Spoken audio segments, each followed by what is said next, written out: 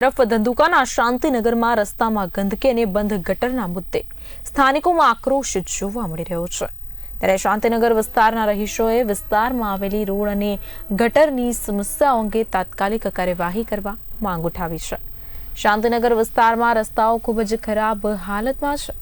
અનેક જગ્યાએ ઊંડા ખાડાઓ પડી ગયા છે અને સ્કૂલે જતા બાળકો તથા વસવાટ કરતા રહેવાસીઓને દરરોજ અવર જવર દરમિયાન ભારે મુશ્કેલીનો સામનો કરવો પડે છે। નાળ પણ લાંબા સમયથી બંધ હાલતમાં છે, જેના લીધે વરસાદ દરમિયાન પાણી ભરાઈ જાય છે, સાથે જ મચ્છરજન્ય બીમારીઓનો ભય વધ્યો છે। અગાઉ અનેક વખત મૌખિક રીતે નગરપાલિકા કચેરીમાં આ અંગે રજૂઆત કરવામાં આવી છે, છતાં કોઈ યોગ્ય પગલાં લેવામાં આવ્યા નથી। ત્યારે ગંદકી દૂર કરવાની તાકીદે કામગીરી હાથ ધરવામાં આવે તેવી માંગ ઉઠી છે। આમાં તકલીફ એટલી છે કે કાંઈ રે એવું છોકરા નિશાળ જવું હોય તો કઈ રીતે સાહેબ જાય?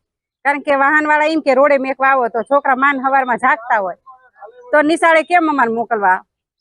આમાં હવારમાં તો જાય બી તો ગાડીઓ નથી ચાલતી, તો મેકવા કઈ રીતે છોકરાને જાવ? તો વોટ લેવા હોય તો સાહેબ એમ કે વોટ દો તો વોટ તો એમ દેવી છે, તો એ પ્રમાણે અમારું કામ તો થવું જોઈએ ને।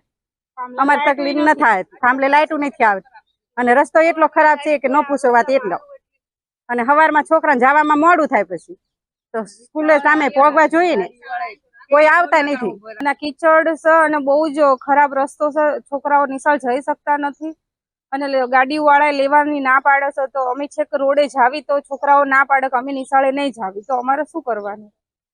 આની માટે કંઈક નિવારણ લાવો તો સારું કહેવાય।